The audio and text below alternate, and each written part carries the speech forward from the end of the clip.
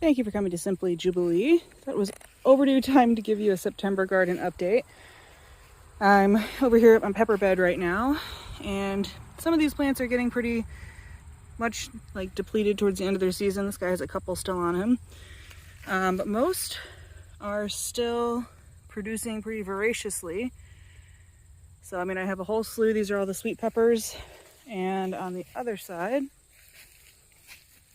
still have tons and tons and tons of sweet peppers, or hot peppers everywhere, especially these red hot cherries. They do so well in zone 4. Tons and tons of cayenne, tons of jalapeno. These are kind of in various shades. With most peppers, getting red is kind of the ultimate goal, but you can eat them any color. So peppers are awesome. I'm hoping they'll continue as long as our warm weather holds out. My my ground cherry bed is this massive sprawling bed. I completely underestimated how much space it would need. This is only 3 plants. So next year in this same size space, I'll put maybe 2, but most likely just 1, because this took up way more space than I anticipated. You can't really see them here, but there are eggplant here and my little tiny jumping spiders. They've completely gone over the eggplant and just swallowed them whole. So again, these will get a lot more space next year. Now next to those, I have all my San Marzanos. These are doing amazing. I'm actually about to pick them all. But these are all ripening up really, really well. And there's just tons of them. It's a nice prolific plant. And I'm happy to see that they're doing so well, because school started a couple of weeks ago and I've completely neglected the garden in that time because I've had no time to do anything. But the tomatoes are doing really great. These guys were some of my earliest producers. These are the purple Russians, or the Ukrainian purple, and they're still producing and they're super tall. So I'm hoping again those will continue, because they were my first ripe tomatoes. I have my Cherokees and my lovely little cherry tomatoes. These are called jelly beans. They're super sweet and they're tiny and firm, so it's just a nice burst of flavor. And then just your standard pear. Now these I need to tie up a little bit more, but you can see they're several feet taller than I am, so they've done really, really well. Now you'll notice all throughout my garden, I have marigolds everywhere. These are a gardener's best friend. They get huge and massive. They're pretty cold hardy, so they'll stay around until the very end of the season. And then when you start to get heads like this, you pull that off and you have seeds for next year. So it's a super easy plant to harvest and hang on to. If you're into natural herbal remedies, you can actually make a really easy oil from them, which is great for your skin. I'll post a separate video about that because that's a whole different thing. This bed I had my cucumbers. I tried out these loofah squash. I mean, they got to the blossoming stage and that's about it. I really just, in upstate New York and in just being in zone 4, the grow season is just not long enough for them to thrive properly. Cucumbers are pretty average this year. We had a strange year for cucumbers and zucchini. But my dill did really, really well. And I've let some of it, if you let it stay out till it's this kind of brown color, I'm going to clip these heads and stick them in a paper bag. And these are all seeds that I can use for next year. Or for seasoning, I guess whatever the demand is for. My zucchini were pretty much destroyed earlier in the year by bugs. So I cut them back and they sort of grew back. They're still pretty tiny. But they are producing fruit. So again, I have more marigolds here. The yellow are some that I just planted by seed. The red I put in from a garden center. Both have thrived. In that far bed, you can see my scarlet amaranth did really well. And then growing all this lovely green down here are parsley roots. So I've been picking the parsley when I need the herb, and when I'm ready for it, the roots are a lot like a carrot. So they can be used in that way. And I can actually leave those in the bed all winter and dig them up as I need them.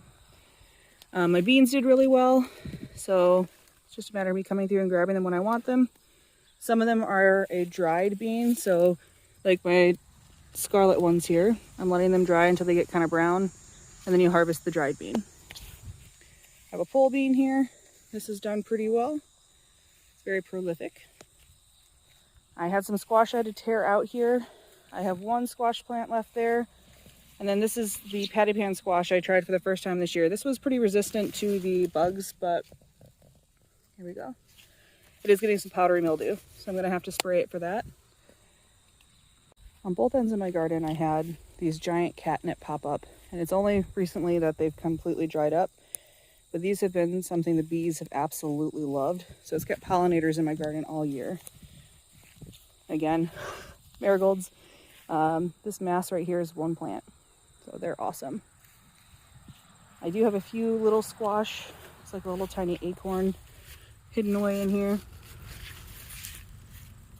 But a lot of this has become kind of neglected again since school started, so needs to be weeded. More marigolds. Tons and tons of kale right here. My Lebanon verbena has kind of just continued to grow. It's such a wonderful smell. And this is all my volunteer stuff over here. So I've got tons of these purple volunteer tomatillos, some volunteer tomatoes that popped up. I've been feeding those to my goats because they love them. And further on down is where I had my onions earlier in the year and all that lovely parsley root. So all in all, it was a pretty successful growing season. Zone 4, most of what I focus on is veggies that can be harvested pretty quickly and things that I can gather seeds from. So all of this, these are from radish I let go to seed. So once they dry out, it's just a matter of opening them, and there we go, radish seeds for next year. So the bed kind of just continues. I have a ton more of the amaranth down here. Some broccoli that got decimated by bugs earlier in the year.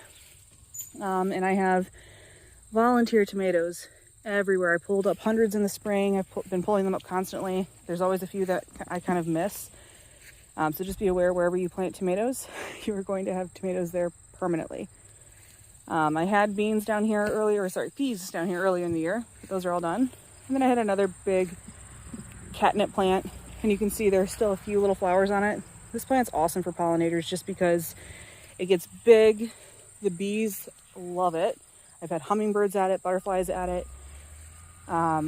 It's super, super drought hardy, and the flowers themselves just last forever. Down here, I've got my borage. It's kind of on its last step. These have really nice edible flowers that you can stick in salads. And then a few last remaining beets. So all in all, like I said, the garden's done really well. I'm hoping that the weather doesn't get too cold. You never know. In New York, we could have a snowstorm at the end of September, or we couldn't have snow. We might not have snow until January. So we'll wait and see what we get. My hope is that I can keep harvesting these on the weekends, because during the week I just don't have time. Now with my tomatoes, I am starting to get some like early blight, which is pretty normal at this point in the year. And some of this is just the plants reacting to the temperatures dipping into the 40s overnight the last couple of days. So I need to go through here. I'm going to be picking all my tomatoes today, making some sauce, and then just trimming off all of just this dead foliage at the bottom so the plant can really focus on ripening up all the green fruit, because I still have a ton of green fruit. But that's pretty much all I have for you in this area of the garden. I hope that you're enjoying these updates, and hopefully I've helped you out if you live in a similar grow zone, give you some ideas of how you can grow your different veggies and be successful with it.